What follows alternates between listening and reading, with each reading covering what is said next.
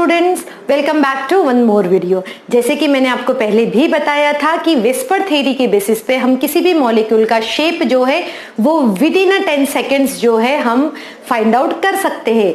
सच लग रहा है या नहीं? तो चलो अभी हम आज की क्लास स्टार्ट करते हैं और मैं आपको बताती हूँ कि किस तरीके से जितने जल्दी हो सकता है आप उस मॉलिक्यूल का शेप फाइंड आउट कर सकते हैं, चाहे वो आयन हो या फिर मॉलिक्यूल हो। और आई होप आपको ये वीडियो समझने के लिए आपको मेरा प्रीवियस वीडियो जो है विस्पर थ्योरी से रिलेटेड वो आपको देखना जरूरी है, अदरवाइज ये वीडियो बिल्कुल भी समझ में नहीं आएगा।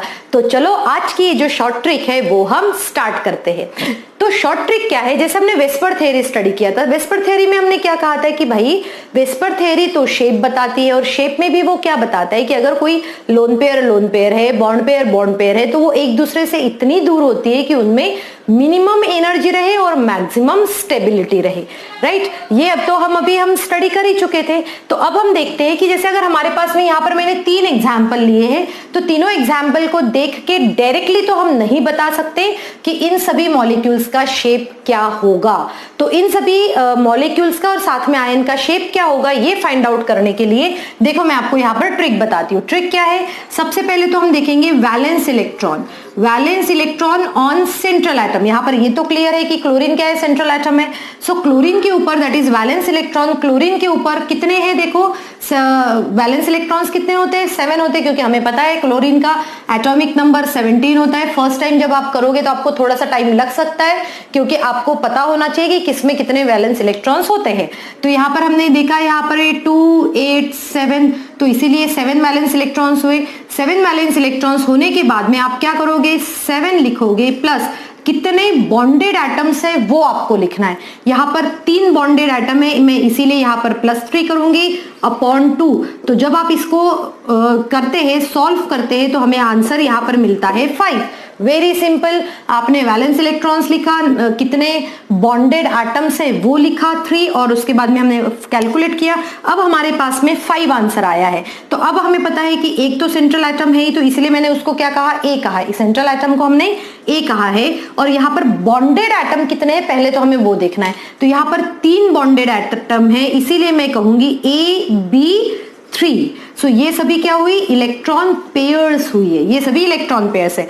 सो हमने 3 पेयर तो बॉन्डेड एटम के लिए निकाल ली और ये बच गई है AB3L2। 2 लोन पेयर बच गई क्योंकि हमारे पास 5 थी, 5 में से 3 तो हमने बॉन्डिंग में डाल दी, तो 2 लोन पेयर्स हमारे पास बच गई है। और अगर आपको याद है तो आपको ये जरूर याद होना चाहिए कि अगर AB3L2 टाइप का अगर कोई मॉलिक्यूल है तो उसका शेप क्या होना चाहिए।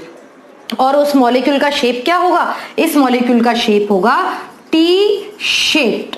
क्या होगा इस मॉलिक्यूल का शेप? टी शेप्ड होगा। अब जब टी शेप्ड है इसका तो क्लियर हो गया कि ClF3 का शेप क्या होना चाहिए? T shape. चलो अभी हम सिमिलरली कैलकुलेट करते हैं। Okay, so let's start with second example. Second example क्या है? ब्रोमीन है। ब्रोमीन का एटॉमिक नंबर कितना होता है? 35। तो आप इसको लिखोगे कैसे? 1s2 2s2 2p6 3s2 3p6, फिर उसके बाद में हम 4s2 लिखते हैं, 3d10 और फिर आ जाएगा 4p5। चलो काउंट कर लेते हैं। 2 + 2 6 10 20 30 35, ये हो गया। अब देखो हमारा वैलेंस इलेक्ट्रॉन्स हम कैसे काउंट करेंगे? वैलेंस इलेक्ट्रॉन्स इन ब्रोमीन कितने हैं? ये हो गए 2 और ये 5, क्योंकि लास्ट शेल कौन सा है? लास्ट शेल 4th शेल है, इसीलिए total number of valence electrons हो गए हैं 7। अब देखो इसको देखो 7 है, सो 7 + 5 बॉन्डिंग है, इसलिए 7 + 5 अपॉन 2 कितना आया है? 12 अपॉन 2 तो कितना आ गया है? 6। यहां तक क्लियर है हमारा? तो हमारा 6 तो आ गया हमारा। अब देखो यहाँ पर एक क्या है? सेंट्रल एटम है, इसलिए हम ए लिखेंगे। कितने बॉन्डिंग है? 5। सो AB5। लोन पेयर कितनी होगी? 1 होगी। मुझे कैसे पता चला लोन पेयर 1 है? तो मैं लोन पेयर कैसे कैलकुलेट करते देखती हूँ। Lone pair is equal to total electron pair minus bond pair. Total electron pair minus bond pair. So यहाँ पर 6 क्या है? इलेक्ट्रॉन पेयर है। सो 6 इलेक्ट्रॉन पेयर में से बॉन्ड पेयर 5 थी, तो लोन पेयर कितनी हुई? 1। सो इस तरीके से हमने कहा कि भाई ये L1 होता है और जब भी AB5L1 होता है उसका शेप हो जाता है स्क्वायर पिरामिडल, इसका शेप होता है स्क्वायर पिरामिडल। ओके, समझ में आ रहा है ये सब चीजें। चलो अब हम देखते हैं हमारा लास्ट एग्जाम्पल, ये भी बहुत ही ज्यादा इजी है। इस एग्जाम्पल में हम देखेंगे सेंट्रल एटम कौन सा है, यहाँ पर वो ऑक्सीजन है, तो हमने लिखा है यहाँ पर वैलेंस इलेक्ट्रॉन्स इन ऑक्सीजन। तो ऑक्सीजन में कितने होते हैं वैलेंस इलेक्ट्रॉन, इसका एटॉमिक नंबर 8 होता है, मींस 2 6 होते हैं 6। अब देखो मैंने प्लस लिखा है यहाँ पर, इस मॉलिक्यूल में प्लस है इसीलिए हमें करना पड़ेगा 6 - 1, तो कितना आ गया 5।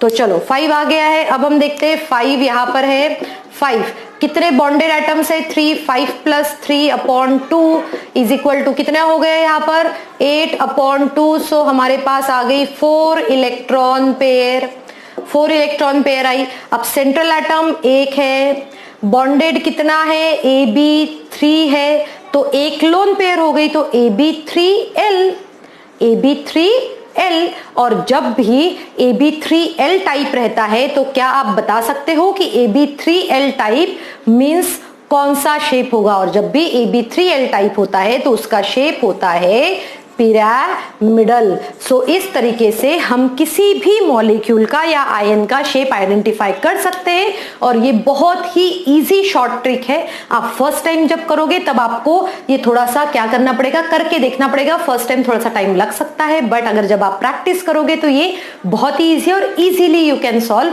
All the questions. Okay students, I hope today you enjoyed this short trick as well. Thank you students and have a good day ahead.